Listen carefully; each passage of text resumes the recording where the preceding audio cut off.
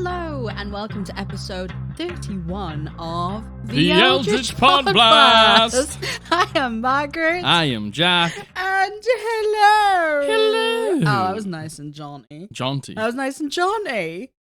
Jaunty for our squad blasters. I jaunt. He jaunts. I jaunt. He's a jaunty I jaunted. one on this fine Tuesday. Tuesday. Do you like how last time we spoke, we were like, oh, we're going to be filming on Monday. Didn't happen. Didn't happen. It's Didn't Tuesday. happen, and now it's Tuesday. I don't know why I disclose all this information. You would never know. It doesn't really matter. You would never know. But, you know, it's just nice to know that it's not a Monday. So, you know, we're feeling better because it's Tuesday. Yeah. Tuesday's a great day. Yeah. Technically, it's actually Monday for you. So Yeah, it's Monday for you, but it's Tuesday for me. Everyone literally So looking at their I'm calendars. sorry that it's Monday for you, but also, you know, Podblast. Podblast Mondays. Podblast Mondays. Makes it a little bit better. Yeah. A But little Tuesday bit. for me. I have touched my nose with my foundation, I think, onto this. That's okay. And I can see a nose print. It's not going to do anything to the sound, though. No, well, imagine just the whole thing's The whole ruined. thing's just mute. The whole thing's absolutely fucking ruined because I nearly just knocked my drink to it. over. It happens. That'd have been a disaster. Oh, well. It's Yes. going well. Hello, It's a good start. everyone. How is everyone? How are you? I'm good. Good. How are you? I'm good, thank you. I'm very good. I'm very good. I'm tired. Same. Shall we disclose why we're tired? Because we stay up every night on Valheim. So, I don't know if you've heard of a game called Valheim before, but if you haven't, it's like a survival, base building, like kind of Norse themed. Yeah. Basically, you play as Viking, Yeah. you live as Viking, you build Viking house and Viking ship and do things. You fight stuff, you kill stuff. Exactly. You get stuff. It's an amazing game. amazing. People quite commonly refer to it as like a Viking Minecraft. Yeah. Which I haven't played Minecraft before, but Yeah, we haven't. a lot of people say that. But I'd say twice a year we get addicted to Valheim. Yeah, probably. Something We like that. absolutely rinse it for all it's worth. We get burnt out on it. We leave it, then we come back to it. Yeah, And- it's just had its biggest update since its launch. Yeah, so, yeah, you so know, we're it's really- had the Mistlands update. Yeah, and we have caned this game. But there's a reason why, and we'll There's a get to that reason at why. some point. There's we'll a get reason to that why, but in a bit. Just so you know, we are absolutely so tired because we went to bed at 3 a.m. last night. Not tired enough to do a podcast. Though. No. Never. No. I couldn't possibly. Watch this actually Watch not me be the fall podcast. asleep. I was going to say, watch this just be a live stream of us being asleep. Yeah, literally. So, yes, very good. So, shall we get into some of the things we would like to talk to Some you of the many announcements. there's a lot. You know what? It's been actually quite a long time since we last filmed. There's been a lot of things that have happened since the last time we've actually sat So down many and filmed. things. And we can't squeeze everything into this episode because you'd be here. I am not kidding you, for hours and hours and hours. I mean, you're probably going You're to probably be gonna be here for now. hours and You're gonna hours be here anyway. For at least multiple hours. Yeah, I so- imagine, is because that's normally how long it runs. so But strap in, huh? are you I'm strapped? talking to you. Are you strapped in? Show him, Jack. Show me your Show him. seatbelt. Thank you. Yes, I did that last time, You and then did. as I watched it back and I saw myself, I was like, "What am I doing? How does that signify a seatbelt? No, yeah, it's like checking the seatbelt. Yeah. No, yeah. I hope Give me yeah. your seatbelt. I'd be like that. No, I but- want to see your proper seatbelt. Oh, okay. Oh, nice. Click. Click. You pull it. Yeah. I'm strapped in, and I hope you are too. Yeah. And I hope you're hydrated. I hope you have a drink. I hope you have a snack. If you're in a watch party right now, I'm watching you. If you're not in a watch party right now, I'm watching you. Just know, we have your blood. This was a contract you signed. I don't think I need to. Need I any say more? I don't I think don't so. think there's anything more you can No, say. I don't think so. I think I made myself crystal clear. I think you did. So, strap him. So, anyway, We have your blood. we have your blood. I don't think you've ever heard. For the people who've just tuned in for the first ever I time, know. that's a common thing said here, and don't be surprised by anything of that ilk. I just took it again. So, It's gone. It's gone. It's ours now. So, So and once again, you've signed a contract and you're here. So, listen. just get with it. Just it's gonna happen anyway. Yeah. Just So enjoy the ride. Just enjoy the ride. Enjoy the ride, indeed. But have your seatbelt on. Yes, please. So, 'Cause it's about to get bumpy.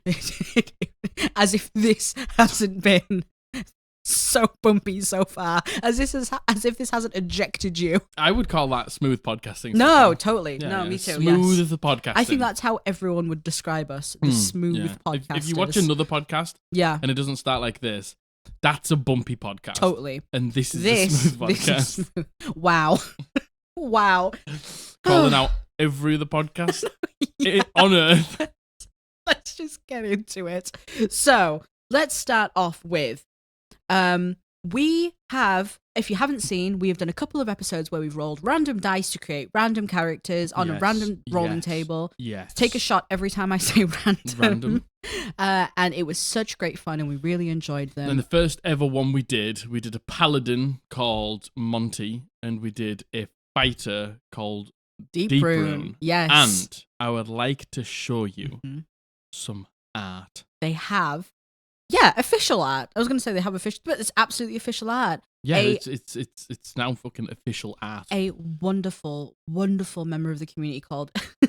So they go by BoogerQueenDraws on everything. Sick name. Also by Hannah. Yeah. Hannah reached out and was like, "Look, I drew some art for these NPCs, and without further ado, here's Monty. We'll start with Monty. Here's Monty Burback. I'll put up the, you know. Watch me absolutely not edit anything in here, and you're looking at my handwriting. There's nothing it's here. In the chapters, so if she doesn't, there's no one to. I mean, we already know that there was no one to blame but Margaret. No, yes. But now there's 100% nobody to blame Margaret. Yeah. Watch there be nothing. No wonderful ginger halfling here. Just my hand. So this is Monty Burback, and this is I don't know about you, but I feel like our glory paladin. I feel like everything down to. I remember saying like his red cape flows in the wind. I know. Look at the red cape. I know. Look at that. I was on about his luscious, strawberry blonde hair. You Look were. at that. Like I'm absolutely shocked. And to be honest, these came out so much. They're amazing. Yeah, they came out so much more. I was going to say realistic. You know, obviously they're not realistic, but like so much more like what I thought they were going to be. But yeah, like, you know, I had an image in my head, and this is perfect. Yeah, no, absolutely. This is just perfection. Hannah has done such an incredible, amazing job. God, that's so good. And I couldn't, when I saw Monty, because obviously that was the one that I like thought of. Yeah. I saw Monty and I was like, I couldn't believe it. We absolutely couldn't believe it. I would live to play that character. 100%. So good. So here is Monty's counterpart. Here is Deep Rune. Deep Rune. And she is a Furbolg Rune Knight fighter. How fucking badass does she look? Like, with the ruined cool. eye. Oh. Yes, exactly. And like, I don't know if you remember me mentioning, like, I had the idea of the armor having like lava, not running through it. Bits of like molten rock. Yeah. Perfect. I can't believe it. It's insane. I absolutely cannot believe. I don't know, Hannah, how you listened to that. Because they weren't particularly concise. No, they weren't. No. Descriptions. They were very all over the place descriptions. They certainly were. Oh man. So good. Absolutely amazing. Look at those. Hannah, Booger Queen, honestly, you are such a fucking slayer artist. You are. It's thank insane. You so much. I'm so jealous of your capability. Me too. Honestly, me too. And I just want to let everyone know that Hannah also does have. So Hannah is BoogerQueenDraws on TikTok and Ko-fi as well. And if you actually want this artwork specifically of Monty and Deep Rune, there is high-res versions of the image files for a one-time or a recurring donation of literally $1 on Ko-fi. There you go. There's 2 NPCs in your campaign. Two prominent NPCs. Exactly. That, you know, you can like describe and pull up a picture. Exactly. For the campaign. For $1. For $1. Insane. And then also for a few dollars more, Hannah also has a Patreon where there's so much more content. And honestly, if you like the way that Hannah's art looks, please consider giving Hannah a follow on Ko-fi on Patreon. Get over there. And you know, as well, TikTok. Very, very, very active on TikTok. Amazing. So honestly, there's so many artists in this community, so show your support to Hannah. Yes. And, you know, if you want to buy something, do. If you want to donate, you can do. But if you just want to send some love, please do. Thank you so much, Booger Queen. You are a queen. You truly are. And thank you so much for doing that. It's insane to have our randomly rolled NPCs brought to life like that. It's absolutely... It's insane. It's wild. And you've brought them to life, so thank you, because you did something that we would never be able to do, ever. Yeah, and I truly, from the bottom of my heart, appreciate it. Yeah, no, truly, yeah, we really do. Because it's amazing, Yeah. to just like start this little podcast and do some random thing that we thought was funny. Yeah, put some weird random stuff into the world and people to actually for care. something like this to happen for us is just it's totally. insane. It feels amazing every single time we get any fan art I know. or any like art like this. I know. It's absolutely wild. It just blows me away. It does. It really, really does. So to anyone who has ever who has just taken time out of your busy schedules and wanted to sit down and dedicate something to us, it's unbelievable. It is a little unbelievable. It is unbelievable. It's just two wild. idiots on a podcast. Just two fucking and idiots on people a care podcast. enough to take time out of their I days know. to draw these things. I know. It's insane. It is insane. So thank you so much. And to Hannah and to every other artist in this community, 100%. any fan art, absolutely. Oh, hit them with the heart. hit them with the hearts. Hit Normally, them with the taint. We're gonna do a little rotation like this. Oh my because, goodness. when we've done it before and I've watched, we're Is it like the camera's like there and we're like pointing over here and it's just like my fat hand. Oh no, hit him with a taint. So thank you so much. And actually, we actually do have a bit more artwork to get through as well. So we have a Discord.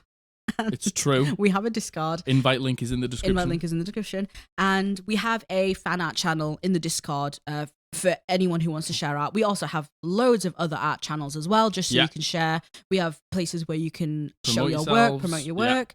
So please consider taking a look into that. And whenever I see the fan art channel ping, you know when you send a message to someone and like you're a bit nervous about it and you get butterflies and then you throw the phone away and you don't want to look. That's how I feel when I see a ping going in the fan art channel. Yeah. Like it's no secret. I frequent the art channels a lot because it's just what I'm really interested in. I love seeing people's art. And I saw it ping and I'm just going to let the art speak for itself. Which one's this? This is art by Sexy Witch. And this is of Rayla looking particularly sexy. Margaret has said that from now on, at any point if Rayla needs to get dressed up, oh yeah, this is the dress that Rayla is going to wear. Oh my god, 100%, absolutely 100%. Like, so first of all, this is the artwork by Sexy Witch. They've set up an art Instagram, and it is at @dnddoodles_ on Instagram. Of course, all the links will be in the description below. But their art is absolutely, it's like so ethereal, so gorgeous. Like you've taken the scrub that is Rayla, because Rayla can be a little bit of a scrub. Let's be honest. She's a bit of a scrub, and you have. She's a bit scruffy. She's a little bit scruffy, and you have dressed her up, and she just looks absolutely so beyond beautiful. She looks absolutely gorgeous, and yeah, like Jack said, there will be a point where Rayla has to dress up sometime. This is going to be, and I am not kidding, the exact outfit that Rayla wears when she has to look presentable. It's very beautiful. It is. And I again, exactly how we said about Hannah, I don't know how you have... Any of you. How any of you, but, you've looked at Rayla and you've been like, okay, well, I'll dress her like this. And you made it work, and you made it work in a way that I would never be able to think of that myself, but I see it and I'm like, that is more canon than what I would have been able to. That's Rayla dressed up beautifully. Yeah, that's absolutely more than what I would have been able to come up with myself. Yeah, I love the saying Rayla dressed up beautifully, her not covered in dirt and her nasty old nails. Yeah, just so you know, she is like covered in shit and dirt all the vile. time. She's truly vile. She's just an animal. She is just an animal. She's a nasty little girl. She's an animal. She's an animal. Proper animal. So honestly, Sexy Witch, thank you. Sexy Witch, hell yeah. Thank you. And all of the links so what was it, Instagram? Yes, @dnddoodles_ Instagram, but I will, of course, leave links. Yeah. So thank you so much. Amazing. And I reached out and just said, we're going to put it on the podcast. Yeah. And Sexy Witch was so sweet and said, well, it was a gift for you. So yeah. Oh, that's so nice. Thank you. Really, truly, thank you so much. We really, really appreciate that. We do. And it's so surreal seeing Rayla being brought to life in so many different ways by so many different people. It's no secret. I love artwork. I love art. I love seeing my character come to life. Margaret, before any of this, would buy multiple commissions. Yeah, I would. I'd make them on avatar makers and everything like that. I love it. So it's really, really humbling is not the word. You can feel humble. Yeah, I'm really I'm feeling a lot of gratitude. Yes. A lot of Yeah. gratitude. I think both of us are currently. Yeah, totally. Just with sort of what's going on in the community. Yeah, totally. Well, speaking of things going on in the community, do you like that segue? That was a good segue. Are you a professional podcaster now? Well, some would say. Have we just segued into professional? Yes. No, I think in that moment. I think we segued into professional when we took their blood. Yeah. I think that's the thing that we're looking as far as criminal. No. No. That's not a cult. No, not a cult. No. I'm just a lovely motel owner. And people who play Valheim will understand. Understand that. So we mentioned Valheim before. We have an official Valheim server for the podcast. A dedicated Valheim server. And I was going to say that we haven't paid for, the community has paid for it. We went on and sorted out and bought it. So we were like, you know, like if you want to, because there's a few people that play like most days. And we said, if you want to donate to like our, what is it, coffee? Yeah, we also set up a Ko-fi for it. Yeah. Coffee, because it's coffee. like it's a it could be coffee. I'm hip. No. I'm cool. We set up a coffee and we were just like, you know, if you want to donate anything, like it'll all stay in this pot and it'll just monthly tick over for Valheim. It's a monthly recurring cost. Yeah. So, and it's we've got 3-4 months in there already. We have, including what our donations will be, we have 4 months set up of Valheim 4 months now, of dedicated Valheim, which is server. absolutely wild. So we just want to say a huge thank you to Cami, Kay, Lynn, Izzy, and Wolf for donating. I say it every single time. I am blown away by how generous and how kind and how supportive you all are. And thank you so much for literally giving your hard-earned money towards supporting something that the community really enjoys. Yeah. So thank you. It's nice because you're allowing other people who maybe don't have the money right now to be able to do those things. Exactly. And, you know, hang out with each other. Yeah. In the community, which is amazing. And you know, we go on voice chat every night, and there's you know, there's always like 10 people kicking around. Oh my god, yeah, the server's almost always full. Yeah, we all have a chat, we all play the game together, and kill some bosses, build some houses, do some cooking. It's so much fun. Yeah, it is, and it's so much more fun playing with multiple people. Oh god, yeah, Valheim is a game that thrives when there's more people. Exactly. So if that's something you're interested in, if you like Valheim, we have a Valheim server. As well as that, as of literally yesterday, we have a Minecraft server as well. We have a Minecraft server. And I would also like to say thank you to Cami for setting that up. Yeah. I know that Cami and Izzy, together, 2 members of the community, worked really hard to get this set up. Yeah. Cami actually went ahead and purchased the server, and it's going to be exactly the same situation. We're going to set up a Ko-fi, so anyone who wants to maintain the server is more than welcome to do so. Put the money in there, and every month that money will be used. And we really, really, really appreciate that. So if you like Valheim, if you like Minecraft, please consider coming over. Everyone is so friendly. You will feel so welcomed. You can join the voice chat. You don't have to join the voice chat. You can sit in the text chat and we'll just a lot of us sit in the text chat. Yeah, exactly. Fine. We live stream the games all the time. Yeah, so please, if that's something you're interested in, please don't worry, come over. Yeah, come on over. Don't know why I said don't worry. Don't worry. Don't worry. Stop worrying. I have your blood, but don't worry about it. Feel the worry through the camera. So don't worry. It's palpable, the worry. Yeah. So it's been really nice. It's been so nice being able to just sit and chat with some of the community and just play some games. It's been again, I was gonna say humbling, but I don't think that's the word I'm looking for. It's been I tell you, it has been fun. It's been so much fun. Of fun. It has been so much fun. There's other games as well. People have been putting things in for Magic the Gathering. Yes, they have. There's things been put in today for DayZ. Yes. I know a member of the community, Kay, put that up. Yes. Kay plays a lot of Valheim with us as well. Yeah. But she's really into DayZ. Yeah. So she's opened the communication. There's an Overwatch group going on. Yeah, I've just started playing Overwatch with Finn, a member of our community. Yep. And then two other people, Anon and someone else, I think it's Jasper. Had just put some posts up saying anybody else play Overwatch. So I think I'm going to try tonight to get a group together. So if any of those games, if you ever, you know what I mean? And if there's any games that you play and you just don't have any like-minded people to play with, come on in, put a post up, and we'll get some groups together. Yeah.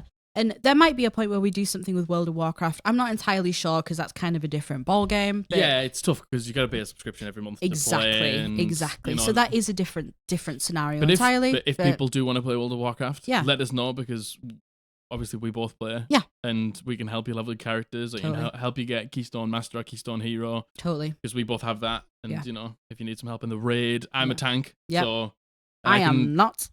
I can loosely raid lead. I can't help you. If you need me to. Can't help just you. Let me know if you need any of those things. Come on over. We'll help. Another thing that we didn't write in the bullet point list is we had our first 2 D&D groups start up this week as well. We did. We have 2 D&D groups that have been formed purely out of the community started. And I know that one is text-based, one is like video camera. Video camera. It's camcorder. This camcorder, this handheld video recording device. So that has been started. And it's on the internet. And I have especially heard from the people actually in the voice chat, not the video chat, that it has been such a wonderful, amazing experience. They had a session 0, and apparently it was like amazing. Yeah. They're starting this Sunday. So, that's 2 campaigns that have started up from just people in the community. Yeah. So, if you're interested, or you haven't ever had a chance to actually play Dungeons and Dragons, or you keep making groups and they keep falling apart, because look, that is a really common thing. Yeah, it is. To get so many people together to commit to a time every week is tough. Hard. So if you want a group to be started, there's plenty of DMs looking for group. There's plenty of players looking for group in there. Yeah. And, it just goes to show that that's the first group made, 2 to 3 weeks into the... Hopefully there is many more. Yeah. Hopefully there is many more. So yeah, head on over. What a wonderful time. Stop shilling our Discord now. The invitation link is in the description, so go ahead and pop over if you want to. There's a lot going on there. It's been such a great time. We have I know every person with the community says this, right? But we have such a wonderful, amazing, welcoming, safe, inclusive community. Yeah. And you make us feel welcome, and you make everyone feel welcome, and that's the most important thing. So you got to understand that there's a specific type of person who comes to these videos. Yeah. And there's also a specific type of person who hates everything me and Margaret stand for. Those people aren't in the Discord. No, they're not. Those are the sorts of people you probably want to stay away from. Mm-hmm. So just know that when you come into the community, it's just full of people like us. Totally. Yeah, who are respectful. And, it's a safe space. You're not going to get called out for anything about yourself, any personal preferences or anything like that. Yep. That doesn't matter. Doesn't matter. In this Discord. You be who you want to be, and it's safe for you. And everyone respects you. Yeah. Yeah, fuck yeah. And, we had this conversation. I'm sorry to go on about it, but we sorry. We had this conversation, like, actually in the chat with people, and we were like, people were saying how much of a nice community it was and how welcome they feel. And we were like, it comes with the territory of us being so outspoken about what we believe in. Yeah. Like, we believe in what we believe in. You're here because you know what we believe, and right? If this is the first thing you've ever watched by us and you've stuck around for the 20 minutes in to hear us say this, maybe go back and watch a few videos, or just stick around for this video and you'll probably begin to understand. Yeah. And, we were going into it a bit worried. I was at least a bit worried about being so vocal about what our opinions are and what our stances are and things.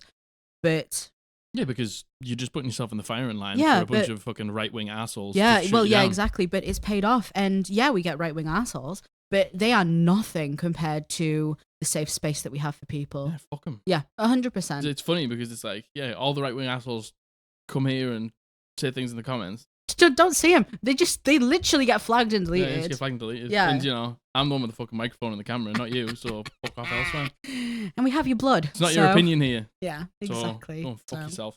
Indeed. God, is there anything else we need to get through here? I don't think so. No, well, there is. The campaign update. There's a campaign update, obviously, because we've played since the last time we have played since the last time. It's been a little while since you've had a campaign update. Yeah. So, shall we get into it? Go for it. So I would like to preface the beginning of this campaign update with the fact we were missing our one singular brain cell. Yeah. We were missing Josh. We were missing probably you can say it. The most level-headed person in the party. Yeah, we were missing Josh, who is our strategy man, and you could say you could tell. I feel like that you could really tell. Yeah. So where we left off the session before this, to give you some context, was we had just gotten into a new town. We had left. Called Miss Cindy. And we were waiting to cross a crossroads. And Hermeta, Matthew's character, saw someone from his past that he didn't really recognize. Yeah. But the voice just like triggered something in him. Yeah. And, Hermeta came to the conclusion and remembered that this guy, he was stolen and experimented on. But before that, he was stolen and forced to work in like a mine. A mine, basically. And this person was someone who was like his slaver, essentially. Basically. Yeah. And we ended the session on Hermeta being like, I get off my horse and I sprint away. Yeah. He heard the voice and the voice like triggered a memory. Yeah. And then he went back to the mine and he was mining away and he turned around and saw this guy like basically like screaming at him, hurry up, you know, fucking working fast enough and like hitting him and stuff like that. And then he like came back to himself. His fight or flight kicked in. And his fight or flight kicked in. And he fled. Yeah, he just ran. And it ended there, very high tension. And we all were like, oh my God, Matthew, we thought you were going to go to this dude and just stab him. Yeah. We thought you were going to literally... You're like, I get off my horse and we were all like... Guy. Yeah, and that's what we thought was going to happen. And then when we said that, Matthew was like, oh, maybe I will. And then he was like, well, my plan was I'm going to kill the guy. And this is listen, right? This is metagaming from us, okay? This whole first half of this session boiled down to us being metagaming idiots. So basically, the game ended there, and then Matthew was like, oh, maybe I will. Maybe I will kill him. I just said, you keep it to yourself. Yep. You don't need to tell me. You don't need to tell so me. So we left on this cliffhanger not knowing, right? We turned up next week, and then he was like, I still get off the horse, and I still run away. And then he was like, and I pitch myself up. I get a vantage point. And I watch him. And I just stalk him the whole day. And all of us, I say all of us, me and Abby, I once again can attest, if we had Josh here, this wouldn't have happened. Yeah, so the guard finishes his shift and he goes to the casino. Yeah. And has some drinks. And again, Matthew's not giving anything away. He's like singled himself out from the group. He's very mobile. Matthew's and he's hard to pin down. And our characters are trying to contact him and be like, what is going on? Our characters are like, okay, we will help. We will track this guy because just before Hermeta ran away, he said to Rayla, because I have detect thoughts, can you see what this guy is thinking? Does he recognize me? So Rayla knew something was wrong. Yeah, right? He didn't recognize Hermeta. No. Rayla realized something was wrong, and it was to do with this one specific guy, okay?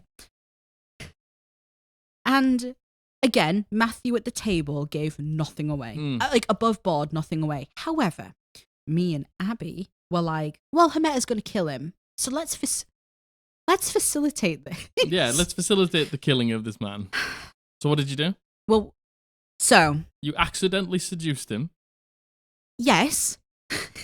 And you accidentally...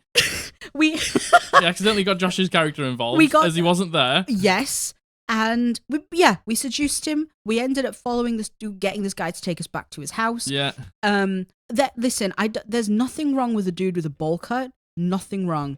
He did have a bowl cut. Not my type. Not Rayla's type. Not Priestess's type. Probably not Igneous's type. Probably right? not. So we end up getting tied together. Yes. Right. Yeah. You tie yourself to what was his name? Gil.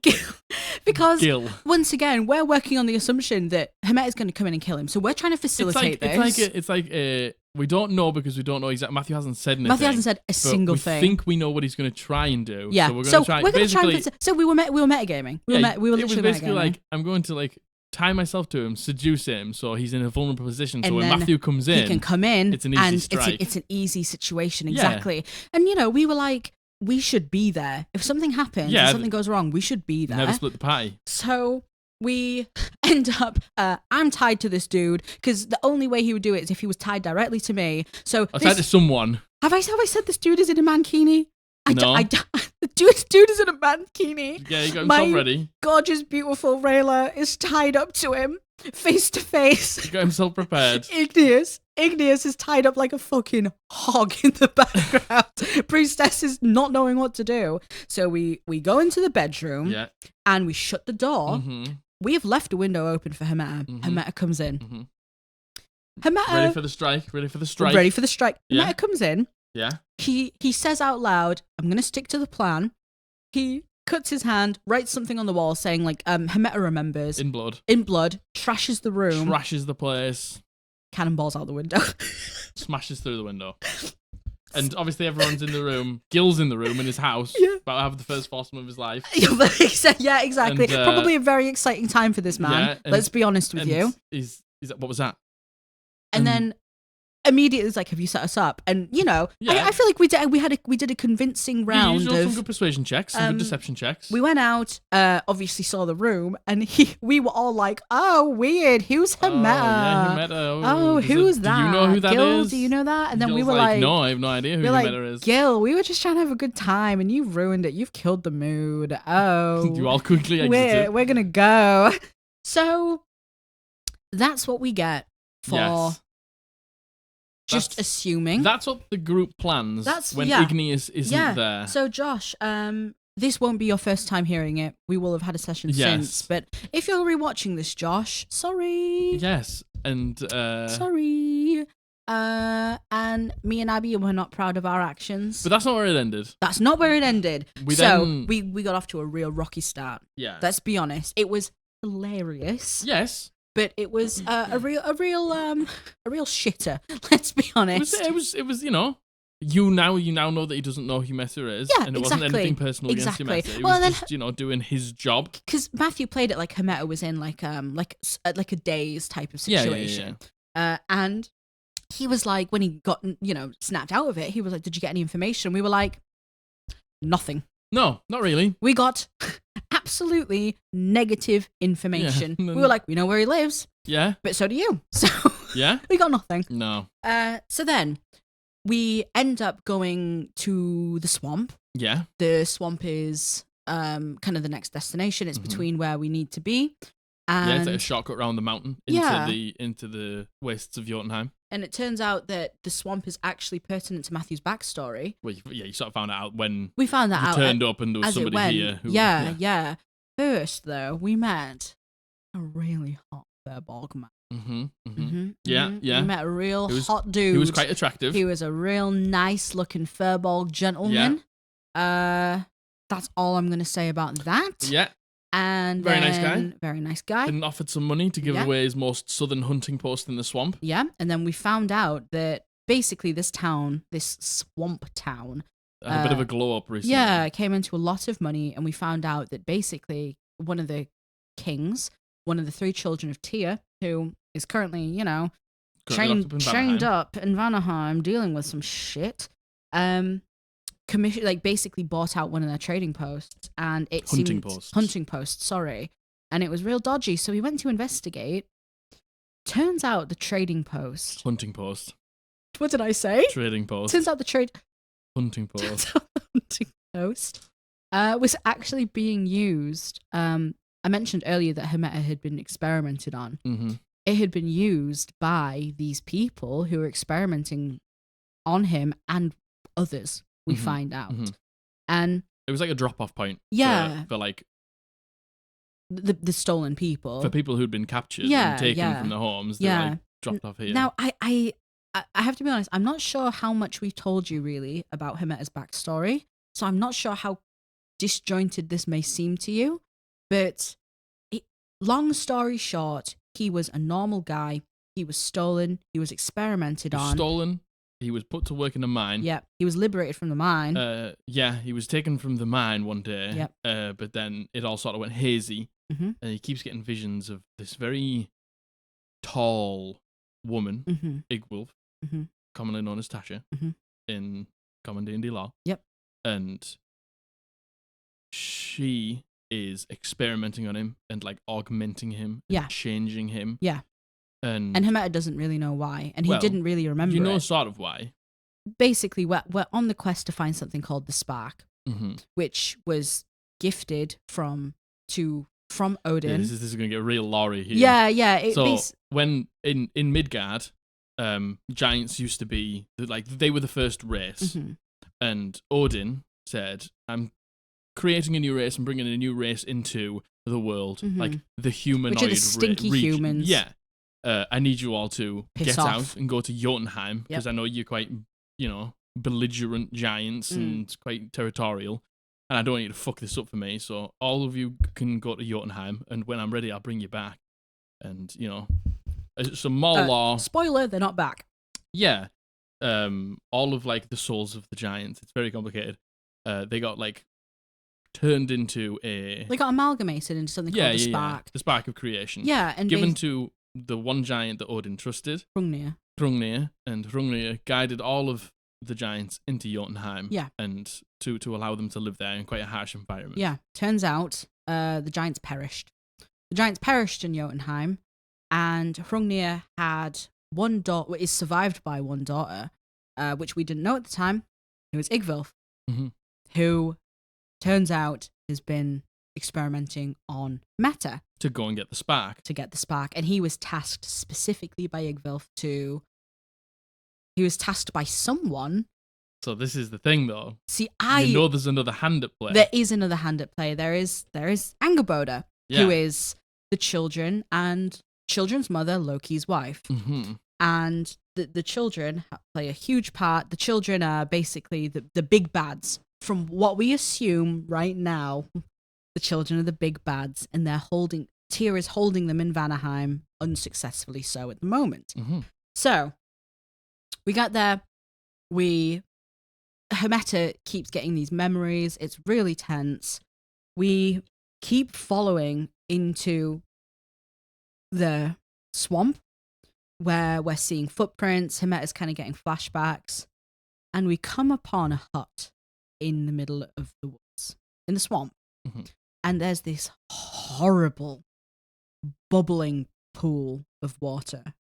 And Jack makes it very clear that there is something dodgy going on with this. Yeah, every now and then you can just see in the center this big like bubble, like and just like spread out. Yeah, and we approach the pool. Well, we stay back and we watch, and guess what crawls out? An adult black dragon. Yeah, an adult black dragon crawls out. Yeah. Of the pool. He knows we're here. He has a very high passive perception. None of the group apart from Matthew is particularly stealthy. Yeah. And passive perception of 21. He asks us the question, are you here for her too? Hermeta steps forward and he goes, yes, but I want answers. The dragon's like, well, that's not good enough. I'm here to fucking kill her. And as this happens, the hut is behind us and we can see the hut's in between you and the dragon. Yeah, so there's you, the dragon, the hut. Yeah. And we see the door open. Guess who's there? It's only Yggvilf. Yeah. Literally only Yggvilf. She steps out and says, run around. You need to get past him. Yeah. As there seems to be like a thorn stuck in his pit. And it lights up and it's got these runes on that we've seen previously because we had a combat in the swamp as well from like a tree that's had a similar engraving on it. So we know that there is something going on with these control runes on the things in this swamp, right? And the dragon does a big old breath. He kind of loses control because this sigil thing lights up and sort of sends him crazy. Yeah, he does a big old breath. Priestess gets knocked down. Igneous gets knocked to 7. I think I'm okay because I'm still in wolf form. I think Hermeta uncanny dodged it. We get into the house. She shuts the door. She looks at Hermeta. There's a bit of a force field around the house. Yeah. And the dragon... So you were all allowed through, whereas the dragon was not. Yeah. And then you all headed into the house. And she shuts the door. She looks at Hermeta and she's like, oh, good to see you again. Good to see you again. But every time Hermeta's seen her in a dream, there's been, on her each cheek, there's been runes. Yep. In the cheek. And these have been burnt off, and baby. You can see that there've been like, there's like scars. Yep. Where the runes were previously. Yep. And you know one person that she's had dealings with before. Yeah, we know she's been dealing with Angerboda. Yeah. Yeah. So, I'm sorry, this is probably without context for you listening. Probably, once again, very confusing. Yeah, quite confusing. There's a lot of law that maybe you don't quite know. Yeah, there's a lot of law, and I promise we'll go through it at some point. But just know it was a very shocking end to the session. I don't think we really expected to see Yggvilf, to see her in a state where she wasn't hostile towards us. She was protecting us. You know, because we don't know where she stands in all of this. We know Angerboda, the last lady, is bad. Categorically, we think bad. We thought Igvilf working with her, bad, right?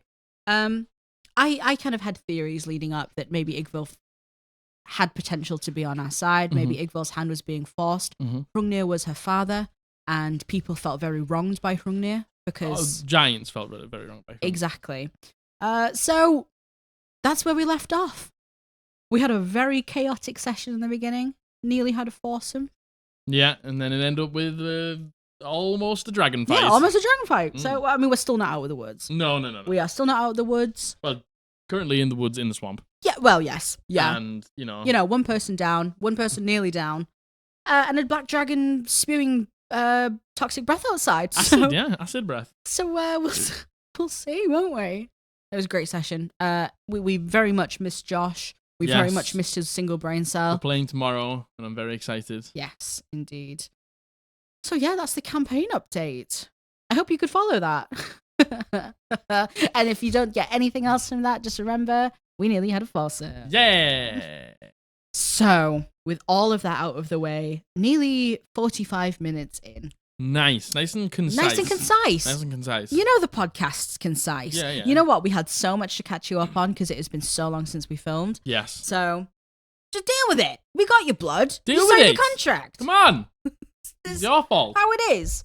So, if you need a break for a little wee-wee. Because we're going to get into the actual topic now. Yes. So, as you can see from the title. The title on the video? The title on the video, we are doing some more horrible house rules that we found for D&D. I enjoyed this last time. Me too. We did the first episode of this a couple of weeks ago now. We'll link it here, maybe. Okay, I don't know. I'll put that in because I don't think you're going to do that. I don't think I am either. And it was so much fun. I basically went through Reddit and I found just some of the weirdest and the worst and some of the funniest house rules that you could have for D&D. And I feel like we've all been there, right? We've all been victim to a really fucking weird house rule that makes absolutely no sense. That makes the game more convoluted. I mean, even that, there's house rules that I even want to put in sometimes, like the spellcasters can't crit. Yeah. Didn't like that one. Big no. There you go. Big no. Get a cast a spell as a bonus action. No. Nope, don't care about that. Big no from us. That wouldn't be helpful now that we have things like Healing Word. Don't think so. Don't give a shit. Don't think so. No way. So, yes, this has all been taken from the D&D Reddit, and I will, of course, leave credit to everyone who has made them below. Oh, fantastic. And shall we just get into it? Number one. Number one. So, the title of this is, does this concentration house rule make sense, or does it make the game worse? I'm excited. So I like it when there's a controversial concentration rule. There's a little bit of there's a bit to this where the other ones are just kind of rules. Go for it. I'm playing a level 3 paladin in Lost Mines of Phandelver campaign. It was abbreviated to LMOP, and my mind turned off for a second. And I picked mostly concentration spells because the good ones are mostly concentration. That's how it works. Yeah. The DM told me that when I'm concentrating, I can't take actions or else I have to roll the con save to keep concentration for every action, bonus action, and reaction I make. Granted, it's a flat DC 10 roll, but I feel like it actively hurts my spellcasting. It does. And will really limit things like Bless, Smite, or other buffs. Damage still procs the same way, 10 or half the damage taken, wherever it's higher. So maybe I'm overreacting, but I feel like I should just take all non-concentration spells now to stop myself from dealing with this. I would do that. I know it's his rules, and he tells me how the game is played in our group, but it feels especially punishing for me and our druid. He explained to me that taking actions would make it hard for me to concentrate because I'm splitting my mental energy to do two different things. Like, the thing is, right, I understand what you're saying. Like, concentrating on something and also trying to fight, yes. Yeah. But that's not the game we play. That's not the game we play. That's just not how the D&D like, if rules you wanted are. If you know, like, the thing is, that's a house rule that comes in at session 0 and everyone says if they're happy with it or not. This player clearly isn't happy with it. I can't imagine. Maybe this is me projecting. I can't imagine anyone being okay with if you're concentrating on a spell, you have to make a con save to take an action, reaction, bonus action, or movement. Do you want to know what? Go on. Go on. Do you want to know what? Go on.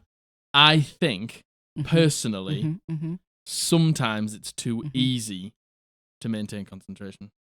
Yeah, especially as it gets on to later game. Totally. I think, as a spellcaster, it's very... You get a level 4, you get Warcaster, you basically never... Yeah, totally. You basically never totally. But, you know, that is also taking use of a feat and not taking an ASI. Oh, I agree. But, you know, resilient constitution. Yeah. You know, you take resilient constitution, you take Warcaster. And proficiency in concepts. You're never going to fail, It's a, you know, unless you roll like a 1.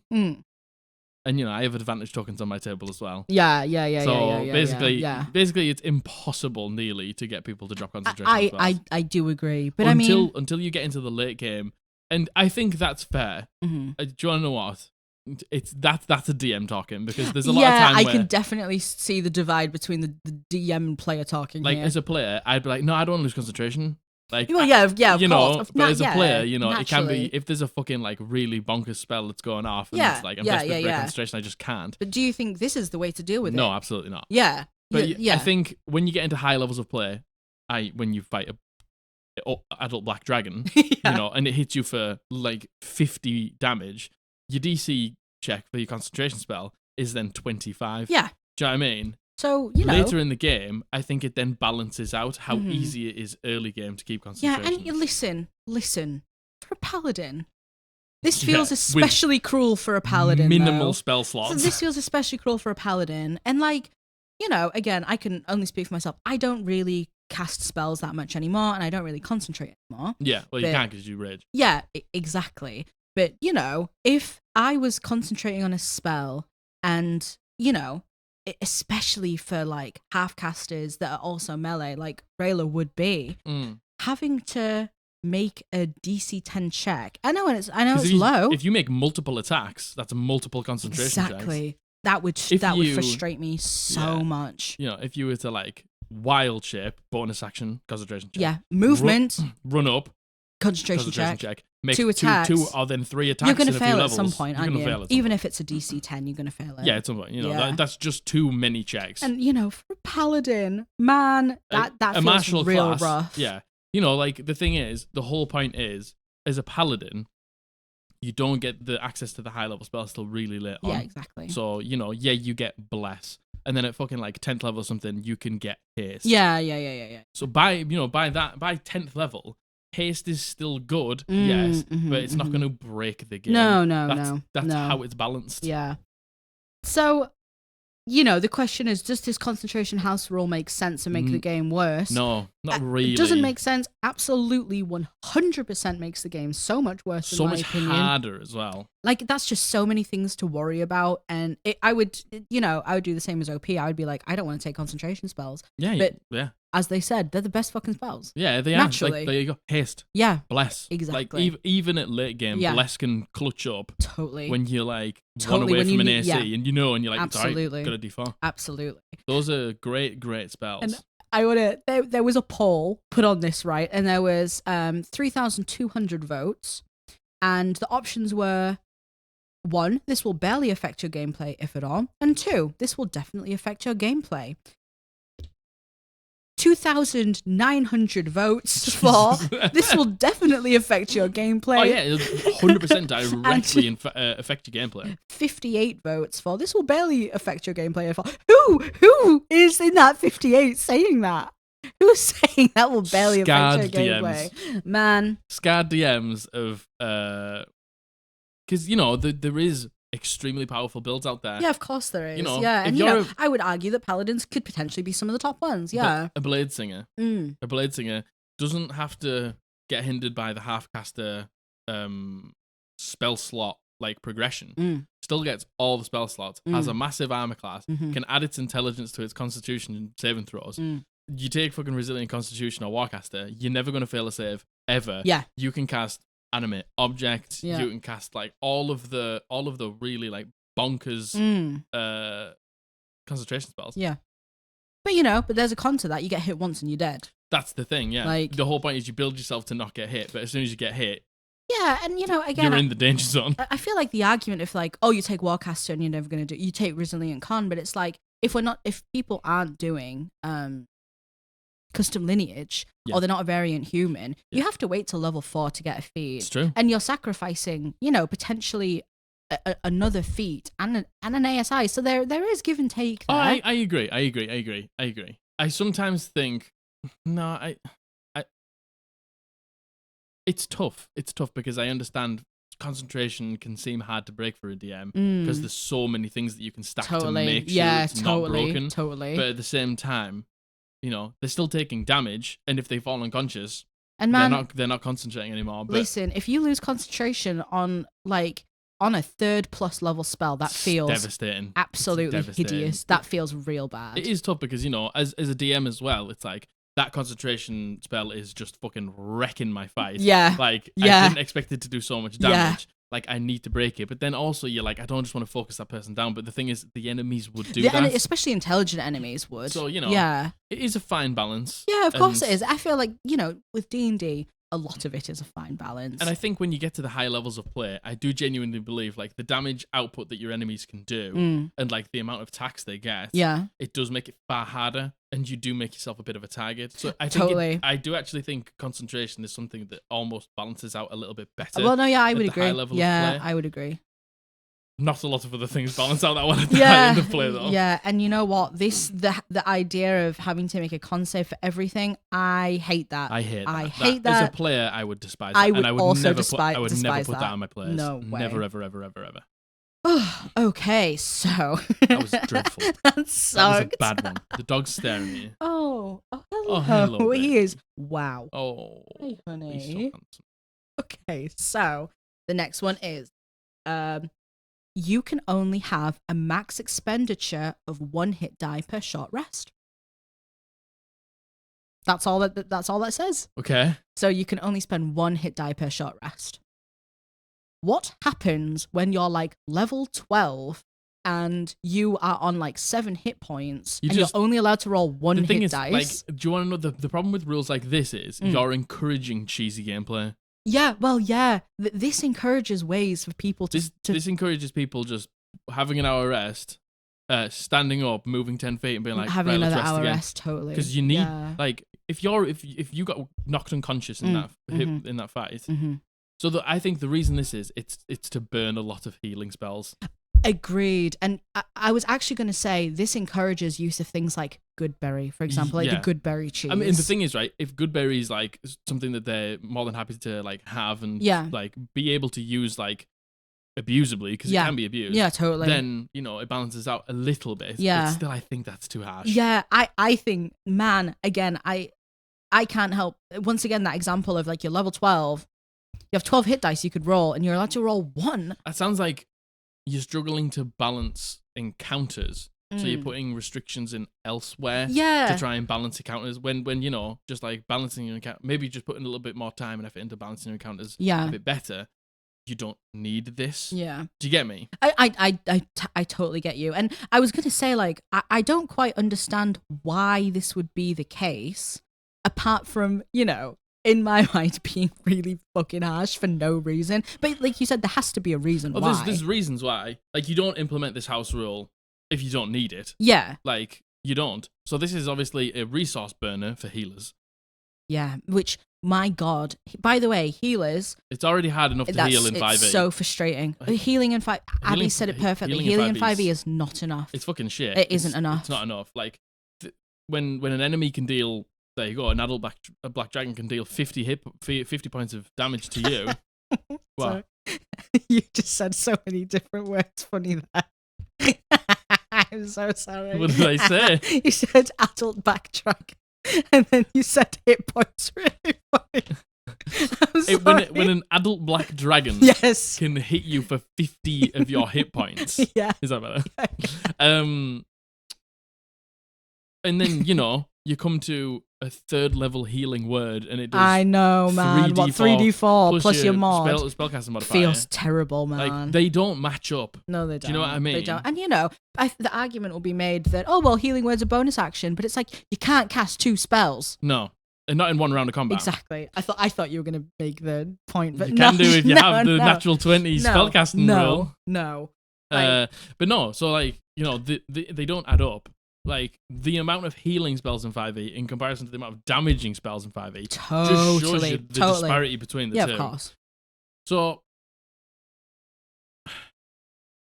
why are you making it even harder to heal? I know. Why are you making it even harder to heal? That would discourage anyone to be the healer. And man, the pressure that one healer must have. You have 0 spell slots. The pressure that is on that healer. First of all, anyway. No spell slots. Like, yeah, you have no spell slots as a healer anyway. But my God, you would feel so pressured as a healer. Yeah. Like, and I feel like this would brew contempt, right? This is a really easy way to brew contempt between the DPS and the healer. Yeah. Like, come on, heal me. It's like, how do I prioritize healing you when I'm also on like 3 hit points? Yeah, it's like you are just gonna have no spell slots. Mm-hmm. This DM either has to, give them like a staff of healing, or maybe gave them a staff of healing, regretted it, and then maybe there was other things set up, but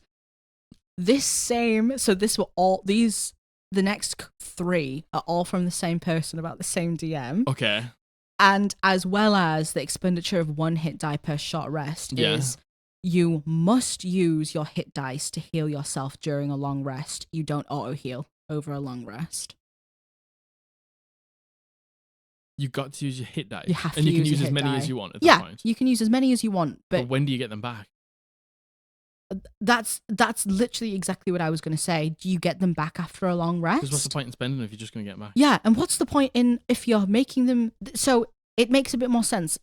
Well, it does. It doesn't. It gives some more context as to why they only let you use 1 hit die per short rest, right? Yeah. But then you're going to be using them all anyway. So is it like at the end of the day, how many you've got left? You can use to heal yourself. Use all of them, and then you get them all back. Yeah. Yeah. I mean, I don't know, but like, surely... Man, that would... Coming off a long rest and not being at full max, health. And then knowing you can have a short rest and have 1, like, maybe this is part of it. Well, no, it wasn't. It wasn't part of a gritty realism game. Was it not? I was about to say, this sounds like a gritty realism game. No, it wasn't. It wasn't. Because yes, I understand sitting down for an hour and rolling some dice, and then magically all of those wounds have gone away. Yeah, I get it. It's not realistic. I know. We do play a game.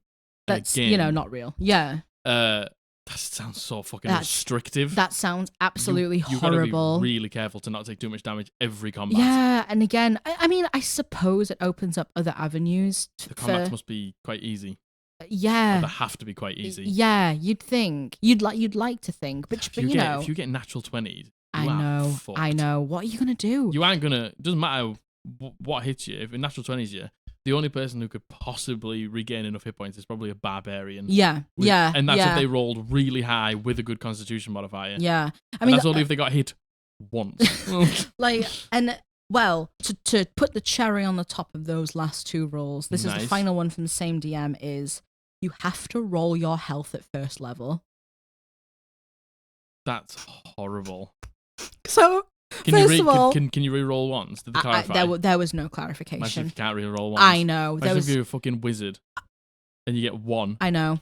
And you're on like what, 3 and you got minimum? Maybe you got an 11 armor class or something. I know. Or 12 armor class. Like, so that by itself is bad, right? But then couple it with the fact that you can only spend 1 hit dice per short rest, and then you don't get all your hit points back on a long rest, and you had to roll your health.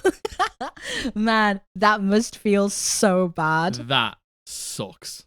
Imagine having to roll your health at first level. No. First of all, first level is so dangerous for anyone. Like any attack. Anyone. Almost take kill it down. You. Yeah, exactly. And balancing of level 1 encounter must be pretty difficult. But I hope you level up after the first session. Well, yeah. I know most do. That's kind of like the trope, this isn't doesn't it? sound like the sort of DM who plays by the rules. No, man. That all sounds horrible. Doesn't that sound terrible? That sounds horrendous.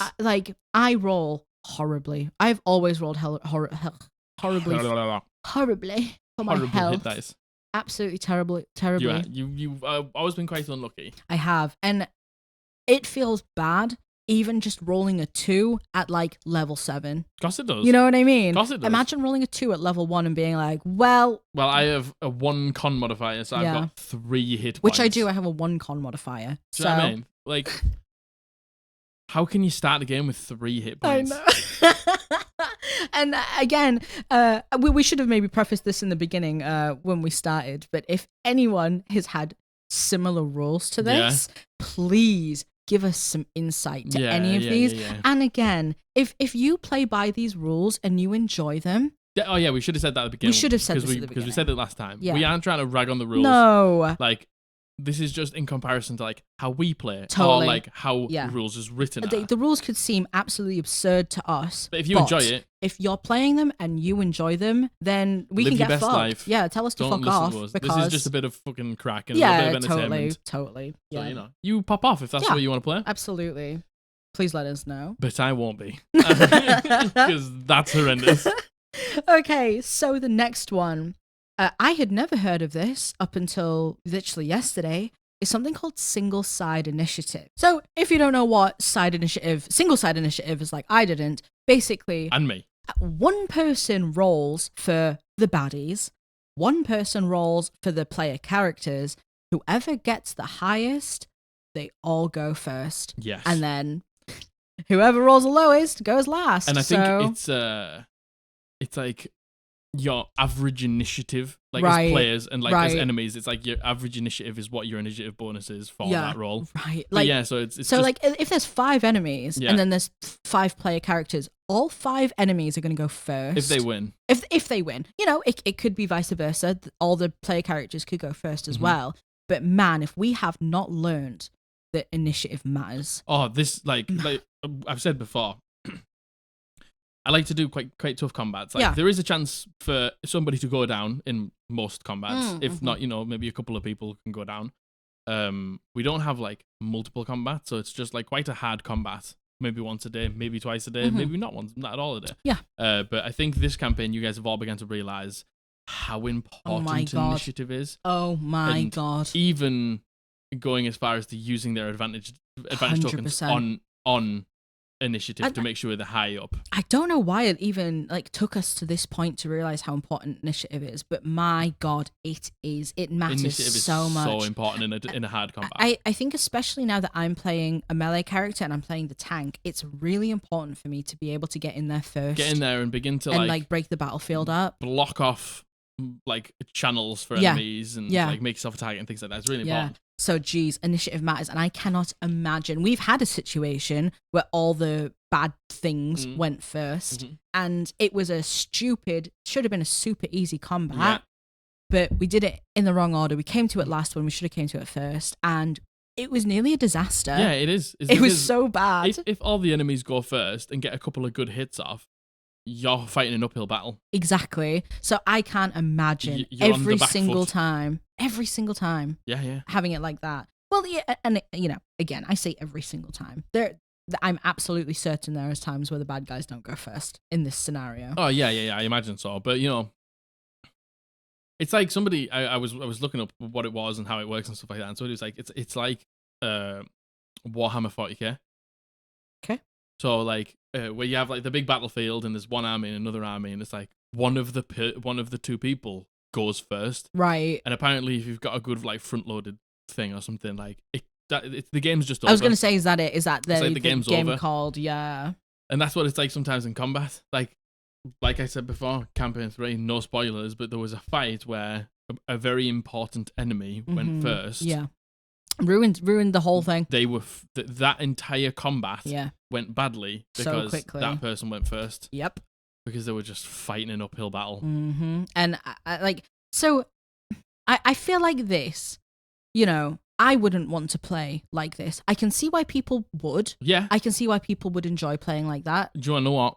Very, very simple and easy to keep track of.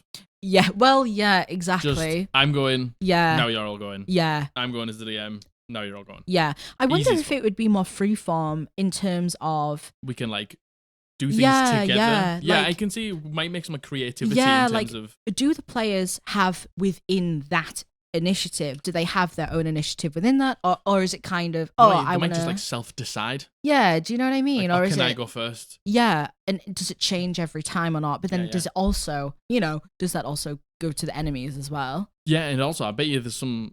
I don't think this is a good idea. No.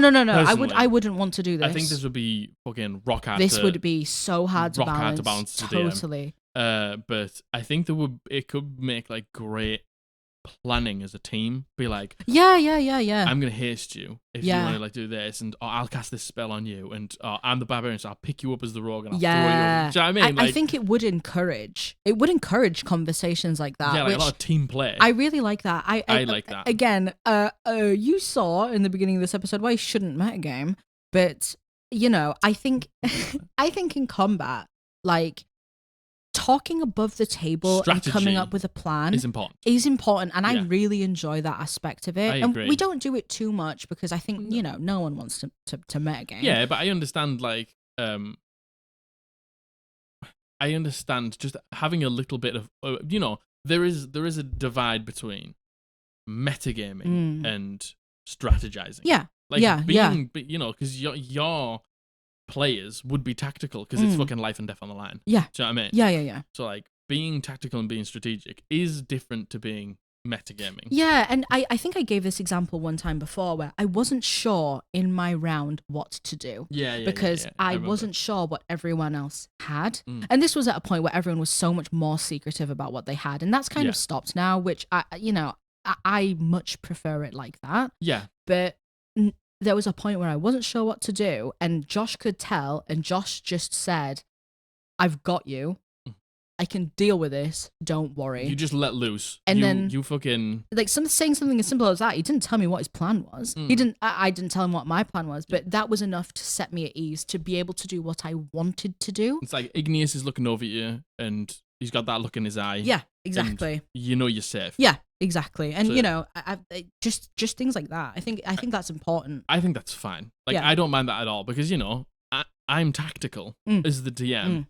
Like, somebody's concentrating on a spell and it's doing loads of damage, I'm gonna fucking focus that person and make them drop concentration or take them out. Yeah. Somebody's giving out too much healing, I'm gonna focus that down and things like that.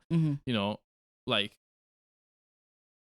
the players that you play at the the characters that you play at the table, they are fighting for their lives. Yeah, literally. And they they need to make tactical decisions. Yeah, and you know what? I think we might be a different case because you don't mind, because you are incredibly good at balancing combat.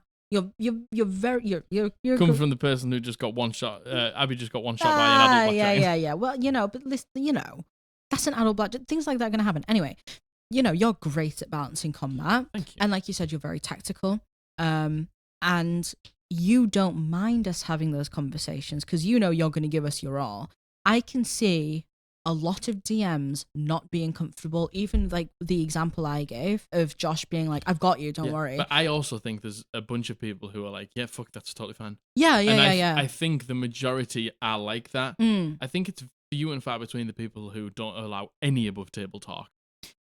I don't know. I really don't know. I think it is. But it's the loudest in the room. The people who don't like it are fucking like, it's the fucking worst and I hate it. Yeah, totally. And I understand why people wouldn't want why DMs specifically wouldn't want their players to have that conversation.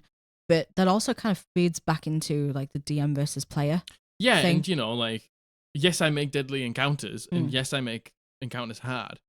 But it's not because I want you to die. Yeah, it's because you want to challenge us. And we all really enjoy combat. But yeah, and I give you all these extremely powerful magic items and abilities. Yeah. Because I want you to utilize them. them. And if my players weren't trying the hardest every combat or thinking of ways to actually like maybe not just tank and spank things and be like, I'm gonna try and like CC this person up here so we can like focus on people down here. You know what I mean? Like, I encourage that because you probably need that. Otherwise, it's going to go wrong. It's going to go bad, yeah. So, we are both really struggling with these pop shields today, aren't we? I keep batting it. I didn't put it in a good place. Mine was like really low, so I was like peeking over it. Hello? Sorry, this probably sounds horrible to you. So yeah, no, I would not want single side initiative. To go back to that point. I think that's fucking hard to balance as a DM. Honestly, hard. Okay, so the next one is Fireball had a royalty cost of 590 gold. So, may seem like a strange number, but it's exactly how much gold. That's exactly how much gold I had at the time. And then everything suddenly had a gold cost. And In quotes from the DM, wizards can't just amass wealth, by the way. They need a gold sink. Thankfully, the table pushed back on it. Yay! But then it became a contention. Boo. Boo. DM had a meltdown about the phrase, and I had to retire my wizard. Fast forward, his girlfriend ended up playing a wizard towards the end of the game, and we brought up the cost. She was given a circlet that negates all cost for free from her backstory. Interesting. And then we kicked him and his girlfriend out of the group and took a 4-year break from D&D. Oh, but, no. You know, that is maybe a bit more of a personal story. Yeah, we don't. But, that's not what this is about. The fact that spells having a royalty cost. What does that mean? Well, what's a royalty cost? I don't necessarily. I should have looked this up. I don't necessarily know, but it says in brackets "are" and then is clarified royalty cost. So I don't know if this is something that's common. I don't know if maybe this is something that came from Acquisitions Inc. I don't know, but like. Basically, you had to pay a fee. I just went to Google royalty cost, and I Googled royalty costume, and now there's just like pictures is it loads of of the people Queen. dressed up as the Queen, Yeah. R.I.P., God bless. God bless. What does it say? Yeah, so basically, it's a cost to cast a spell. It's not. It's obviously not a surprise that it's the exact amount of money you have. Yeah. 590 is a very strange. Yeah.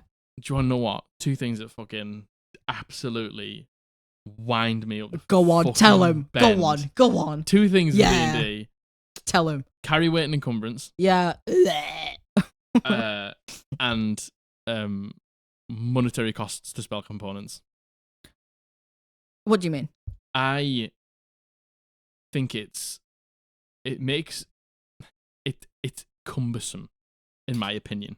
Yeah, I mean the weight thing, yeah, totally. And you know, like they're hard to find, and I think it's maybe because I've been stung in the past with like wanting to have something, yeah, maybe, not being able to find somewhere that sells it. I know, that's so annoying. Do you know what I mean? It's just I really want to cast the spell. I know. Do I find anywhere that sells this item? No, and I'm like, yeah, I know. Well, that's a fucking nightmare. I know, that's like, really annoying. Like, maybe it's not the gold cost. It's like, can I just give up this amount of gold in my bag to be able to just have that thing? Because if you're not going to give me the place to find it, then what's the point? Then what's the fucking point? Especially if you're a spellcaster that can't change your spells every day. Yeah, like a warlock. It was when I was a warlock as well. And yeah. And I understand that the reason I couldn't cast it because we were like sort of on a dungeon crawl. That was a different situation. And it was, you know, I was on a dungeon crawl and I couldn't find it. And I understood why I couldn't find it.